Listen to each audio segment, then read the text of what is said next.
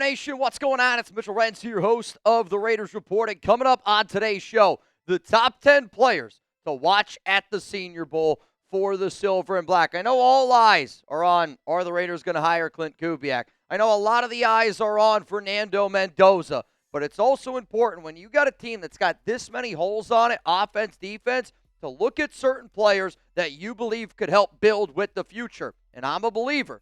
People that build teams right, they build through the draft. So these are going to be some players that I think the Raiders should potentially target in the 2026 NFL Draft. And if you're looking for more Raiders draft videos, hit that subscribe button. Turn on those notifications. And if you turn on your notifications, click that little button that says all. If you can't find the little button that says all, tells me that you can't probably find something else. So here's how we're going to do today's show. We're going to look at some Senior Bowl players to watch. We're going to look at dudes that could probably go day one, day two of the NFL Draft. Then we're going to look at some players that are strictly, I would say, day 2 picks, rounds 2 and 3. And then we're going to look at day 3 picks, rounds 4 all the way to 7. But in my personal opinion, these are the top 10 players to watch at the Senior Bowl. First player coming up here is going to be DJ Parker, 6'3", 260-pounder from Clemson. Had 39 tackles, 9 tackles for loss, 5 sacks in total this past season for the Clemson Tigers. And when you got Malcolm Kuntz, who's going to be leaving,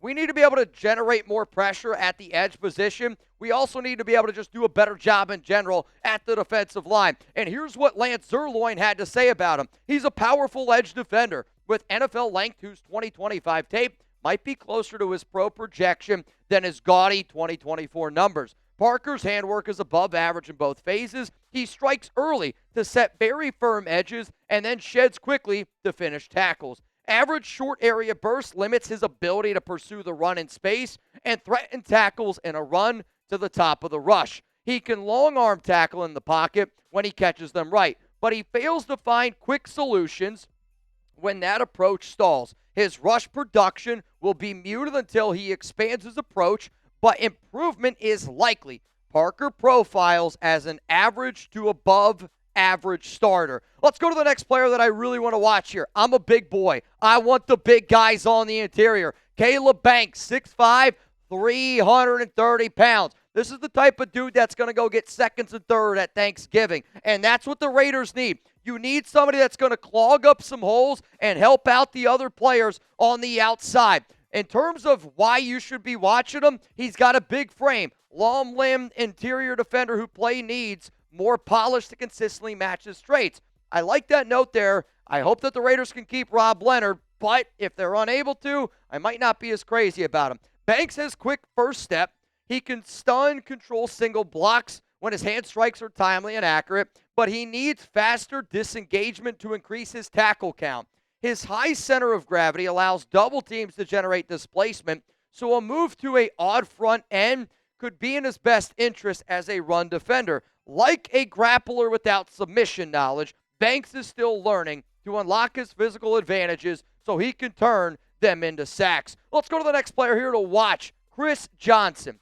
No, not the running back CJ2K. I'm talking about the cornerback here from San Diego State. And I've been doing some more homework on some of the cornerbacks because I don't know if Eric Stokes is going to be coming back. We really only have Darian Porter, and let's face it, corner is a big need for this team. 7 PBUs, 4 INTs, 44 tackles last season. And according to NFL Draft Buzz, Johnson's film reveals a savvy technician who wins with intelligence, instincts, and technique rather than overwhelming athletic traits. His ability to process route concepts quickly and maintain proper leverage in both man and zone coverage translate immediately to the NFL game, where mental processing speeds often separates contributors from roster casualties. The reason why I like Johnson for the Raiders, because you already got Darian Porter, who's kind of the opposite of that. Very raw, but an insane athlete. You bring in somebody who's got proper technique, and I like that back and forth a little bit. So the next question that I got for you is this. This is going to be the pinned comment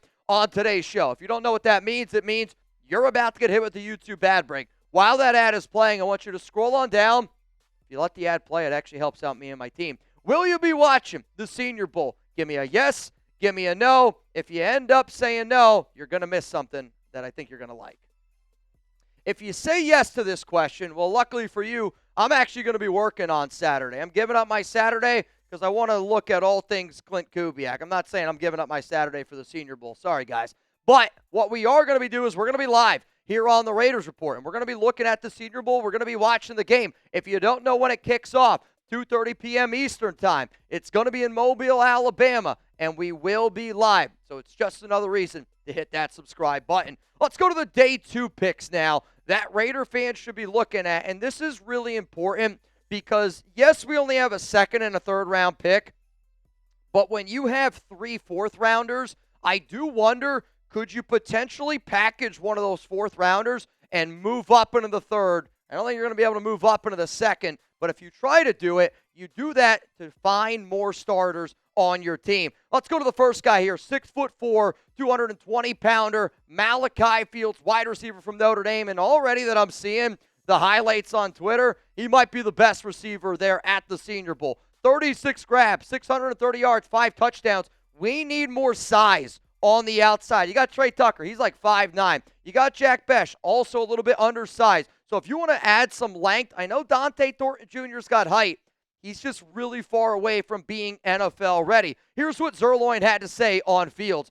Boundary X receiver who uses elite size and strength to bully defensive backs. Notre Dame's run-heavy approach and quarterback play slowed Fields' production somewhat, but his tape was filled with impressive moments. His best suited for an offense that allows him to get from point A to point B while using his frame and ball skills to dominate the workspace and win in the air. He can be a slow starter versus press and lives on contested targets, but he moves the chains on tight window throws and consistently tilts 50-50 balls in his direction outside the numbers. To me, that sounds like a receiver that would fit really well with Clint Kubiak, would fit really well with Fernando Mendoza. Let's go to LT Overton, 6'5", 280-pounder defensive lineman for the Alabama Crimson Tide. I've talked about him a few times on this show, and I was thinking that he was going to show up and show out a little bit more in the college football playoffs than he did, but 40 tackles, 4 sacks, 6 tackles for loss.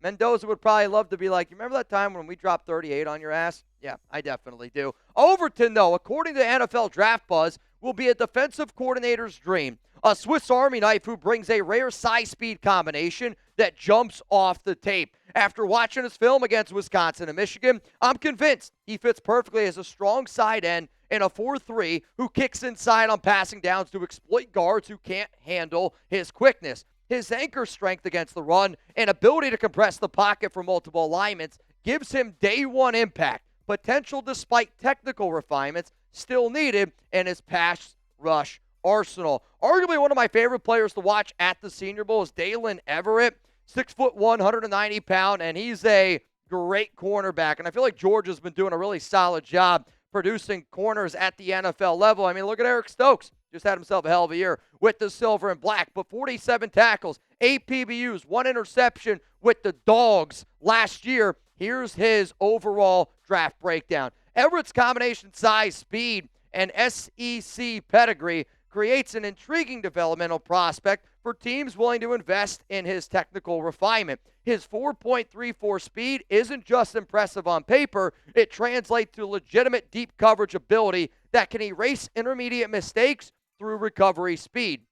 The way he disrupted Texas receivers in the SEC championship game while collecting 2 interceptions demonstrates his ceiling when everything clicks together. His press technique and zone awareness suggest a corner who can contribute immediately in sub-packages while developing into a full-time starter. I should also mention that write-up is from last year. So coming up here next on the show, we're going to be looking at a Michigan player to watch, and the reason why that's important, John Spytek, the Raiders GM, Michigan man.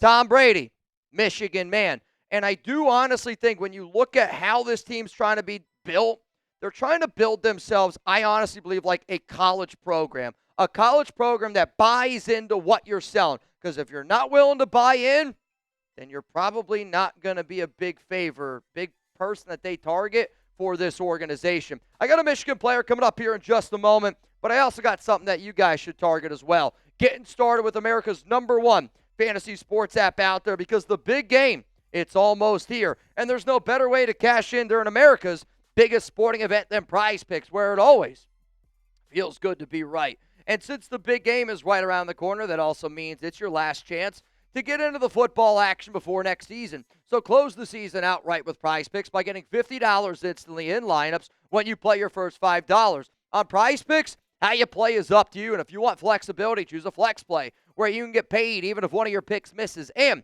if you want the biggest payouts, go for the power play. No matter your play, Prize Picks is a great way to put your takes to the test. So if you want to join millions of users and if you want to sign up for America's #1 fantasy sports app out there, download the Prize Picks app today. Make sure that you use code CLNS to be able to get $50 in lineups after you play your first $5 lineup. If you plan on watching the big game, you got to take advantage of that Drake May deal right now.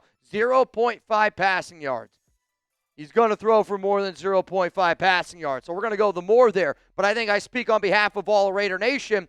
This is my Kubiak stack. Give me JSN. Give me Kenneth Walker. Give me Sam Darnold. I'm rooting for Seattle to get the dub over New England. And I'm almost half tempted. The Kenneth Walker touchdown, hopefully it happens on the 1-yard line. No way they'll throw a slant again, right? No way. Download the Prize Picks app today. Use code CLNS to get $50 in lineups after you play your first $5 lineup. That's code CLNS to get $50 in lineups after you play your first $5 lineup. Prize Picks. It's good to be right. If you're looking for more, well, luckily I got more. Derrick Moore, prospect here to watch at the Senior Bowl. 6'3", 260-pound Wolverine.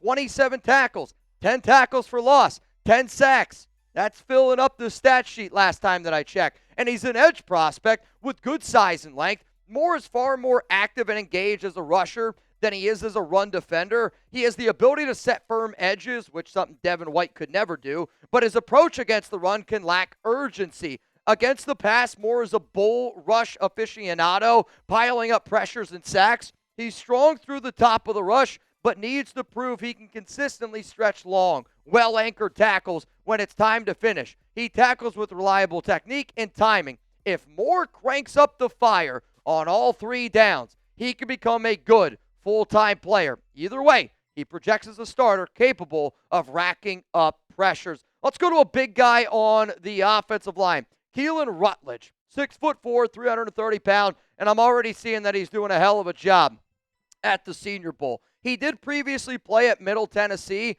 but also I like to find guys who are maulers in the run game.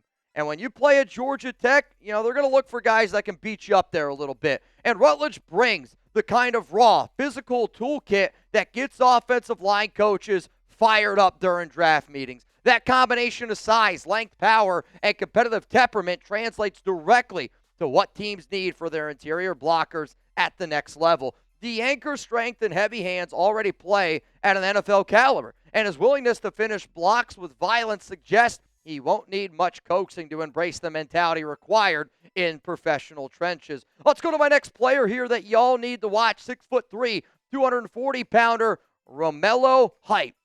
Before you say, Mitch, I don't want another Texas Tech edge rusher because Tyree Wilson was a bust.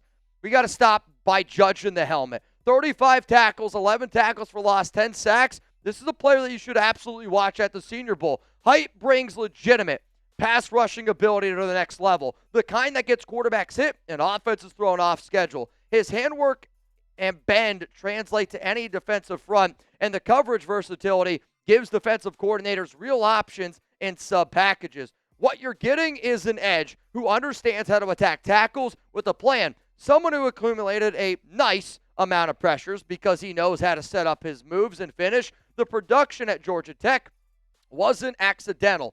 32 pressures in a single season demonstrates consistency, not just splash plays. So coming up here next on the Raiders Report, I'm going to give you some day 3 targets to watch. Now, there's only 2 more players if you're counting at home, but to me, it is still important to look at some of these players in the Senior Bowl.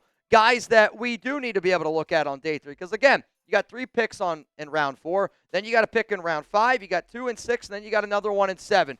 Day 3 targets are extremely important, especially for the Raiders. A team that, if it wasn't for our day 3 picks, Max Crosby, Nate Hobbs, Hunter Renfrow, Amik Robertson, I know those are some old names, because we've missed in round 1, baby, and you know it as well as I do. If anybody out there wants to hang out with me and my guy Jeremy Chugs, We're going to be in San Jose. I've never been there. We're going to be there at Fairway Zone Sports Bar and Lounge. When? Friday, February 6th from 7 to 10 p.m. If a lot of people show up, I'll probably be there for a little bit longer. My flight's not until a little bit later that next day.